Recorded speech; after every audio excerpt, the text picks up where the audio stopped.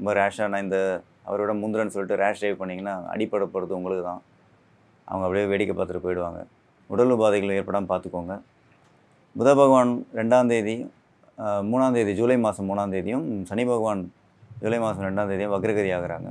வக்ரகதி ஆகும்போது என்னென்னா குழப்பமான சில சூழ்நிலைகள் ஏற்படும். உங்கள் தந்தை வழியில் கொஞ்சம் உடல் உபாதைகள் ஏற்படும் கட்டாயம். மிதுனராசிக்கு 9ஆம் இடத்துல பார்த்தீங்கன்னா ராகுவும் சனி பகவானும் உட்காந்துருக்காங்க. குரு பார்வை இருக்கிறதுனால என்ன உடல் உபாதைகள் வந்தாலும் அதுலேருந்து வெளியே வந்துடலாம். இருந்தாலும் தந்தை வழியில் இருக்கக்கூடிய தந்தைக்கு கொஞ்சம் உடல் உபாதைகள் ஏற்படும்.